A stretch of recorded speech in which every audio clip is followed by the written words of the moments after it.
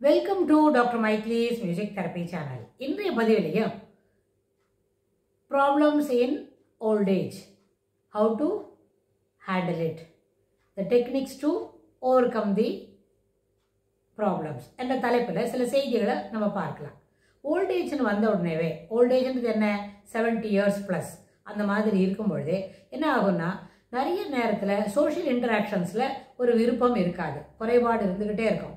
போகிறோம், யாரோடையும் பேச தேவையில்லை அப்படின்னு நினைப்பாங்க. So this we are taking it as a normal one அப்படின்னு நினைக்கிறோம். ஆனால் அதே நேரத்தில் அவங்க ரொம்ப யாரோடையும் பேசாமல் இருக்கிறதுனாலையும் சில சமயத்தில் சிம்பிள் சிக்னஸ் அது கூட என்ன செய்யும்னா அவங்களோட ஒரு மறதி வந்துடும், ஓரியன்டேஷன் குறைஞ்சிடும். சில சமயத்தில் அவங்களுக்கு என்ன பண்ணணும், சோஷியல் இன்டராக்ஷன்ஸ் குறைவாக இருக்குதுன்னு சொன்னால் அப்போ அவங்களுக்கு மறதி வந்து கொண்டு இருக்கிறது. சில விஷயங்களை, முக்கியமான விஷயங்கள் இல்லை, சில கேஷுவல் கான்வர்சேஷனில் சில சின்ன சின்ன எட்டிகேட்லாம் அவங்க என்ன பண்ணுவாங்க, மறந்துடுவாங்க அப்படின்னு. சிலவங்களை பார்த்து hello how are you, is good morning அப்படிலாம் அவங்க சொல்லறதுக்கு பழகணும்னு வைங்க. அது அவங்க இப்போ பழக வேண்டாம், அவங்களுக்கு ரொம்ப நாளாக 70 வருஷமாக அதெல்லாம் தெரிஞ்சிருக்கிற விஷயம்தான். ஆனால் இப்போ என்ன பண்ணுவாங்க, அவங்க யாரையும் அது மாதிரி இன்டராக்ஷன்ஸ்க்கு, சோஷியல் இன்டராக்ஷனுக்கு தயாராக இருக்க மாட்டாங்க. சிலவங்களுக்கு குட் மார்னிங் சொல்லவே மாட்டாங்க, சில நேரத்தில் அது வந்து அவங்கள க்ரீட் பண்ண மாட்டாங்க.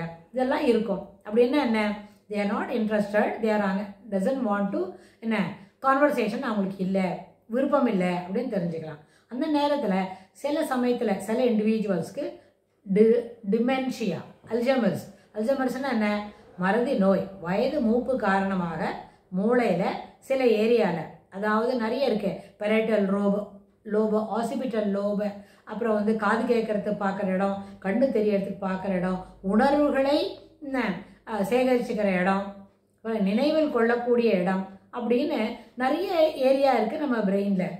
ஆனால் அந்த ஏரியாவில் இருக்கிற சில நியூரல் நெட்வொர்க் எல்லாம் பழசாக போயிட்டுருக்கோம், பழசாக போயிட்டே இருக்கும். போயிட்டுருக்கோம்னு சொன்னால் பழசு போயிடுச்சு, இப்போ இருக்கிறது வச்சுன்னு சமாளிக்கலான்னு ஆயிரும். அப்படி இல்லை, பழசாக போயிட்டே இருக்கும். ஓவர் த பீரியட் நிறைய நெட்வொர்க்கில் இருக்கிற நம்ம நினைவாற்றலை பற்றி பேசும்பொழுது நிறைய சொல்லியிருக்கோம். Neural loop, neural network, central tendency, neural chip அதெல்லாம் இருக்கும்னு சொல்லியிருக்கோம். அந்த நியூரல் சிப்புன்ற இருக்கிறதோ, நியூரல் லூப்பு, அந்த நெட்வொர்க்லாம் என்ன பண்ணணும்னு கேட்டால், இப்போது நிகழ்வுகளை குற்றிய நினைவுன்னு ஒன்று இருக்கும். அந்த நினைவுக்கு ஒரு ஃபோல்டர் இருக்கும்னு வைங்க.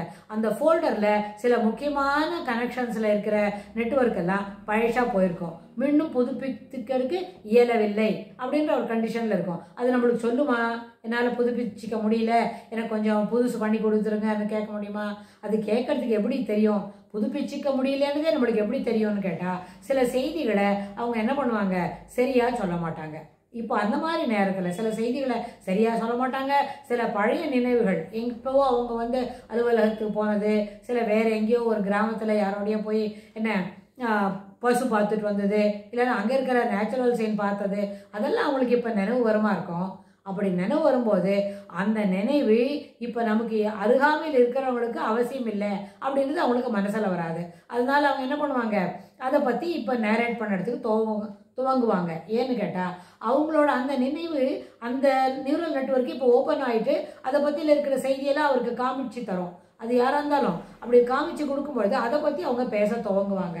அந்த மாதிரி நேரத்தில் அவங்க அப்படி பேசுகிறாங்க அப்படின்னா அதை பற்றி நம்ம பாராட்டாமல், however it is inaccurate, however it is unacceptable at the given time, அப்போ நம்ம என்ன பண்ணலாம், இண்டிவிஜுவல் அட்டென்ஷன், அவங்களோட பர்சனல் இப்போ என்ன தேவை இருக்குது அவங்களுக்கு அந்த பேச்சை டைவெர்ட் பண்ணி, அப்பா வாங்க, அம்மா நீங்கள் வாங்க, அம்மா தான் அப்படி பேசுகிறாங்கன்னு வைங்க. அம்மாட்ட வந்து, அம்மா வாங்க இப்போ டிஃபன் சாப்பிட்ற நேரம், எழுந்து வாங்க, 2 இட்லி மட்டும் சாப்பிட்டுக்கலாம், 2 இட்லியும் கொஞ்சம் ஒரு டம்ளர் காஃபியும் குடிச்சிருக்காங்கப்பா, சரியாக போயிடும். அப்பா இங்கே வாங்கப்பா, நீங்கள் கொஞ்சம் ஒரே ஒரு காஃபி ஒன்று குடிச்சிட்டு போகலாம் அப்படின்னு சொல்லி we can divert them from their conversation. அதாவது பர்சனல் அட்டென்ஷன் கொடுக்கறதுக்கு அவங்கள கூப்பிட்டுக்கிட்டு போகலாம். ஆனால் சில சமயத்தில் why we are telling it is inaccurate அப்படின்னு சொன்னால் அந்த நேரத்தில் அவங்கள குளிக்க கூப்பிடும்பொழுது தான் இப்போ ஆஃபீஸ் போகணும் அப்படின்னு சொல்லிட்டு இருக்காரு வைங்க. அப்போ ஆஃபீஸ் போகிறதுக்கு குளிச்சா தானே போகலாம், வாங்க அப்படின்னு சொல்லி அம்மாவை வந்து குளிக்கிறதுக்கு கூப்பிட்டுட்டு வரலாம். This is also possible. அதனால் பர்சனல் அசிஸ்டன்ஸ் அப்படிங்கிறது அவங்களுக்கு தவிர்க்க முடியாதது ஆகும். இந்த சோஷியல் ஆஸ்பெக்டில் என்னென்ன கெட்டு போகும்னு கேட்டால், முதல்ல காக்னிட்டிவ் எபிலிட்டிஸ் குறைபாடு உள்ளதாக ஆகும். அப்புறம் வந்து ஓரியன்டேஷன் குறையும். அப்புறம் வந்து கான்வர்சேஷனில் ஒரு விருப்பமின்மை வெளியில் என்ன பண்ணும், வெளிப்படையாக காட்டப்படும். விருப்பமின்மை, கான்வர்சேஷனில் விருப்பமே இல்லை அப்படின்னு இருப்பாங்க. இதெல்லாம் ஓல்டேஜில் அது ஒரு சாதாரணமான விஷயம்தான். ஆனால் ஓல்டேஜ்ன்றது மட்டும் இட் இஸ் நாட் கம்பேரிட்டிவ். ஒரு வகுப்பறையில் படிக்கிற பசங்களுக்கு நடுவில் எல்லாரும் முதல் மார்க் வாங்கலை அப்படின்றது எப்படி சாதாரண விஷயம்தான்.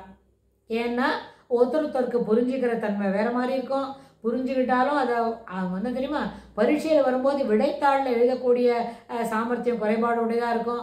சில சமயத்தில் புரிஞ்சால் கூட சில பிள்ளைங்களுக்கு எழுதவே தெரியாது.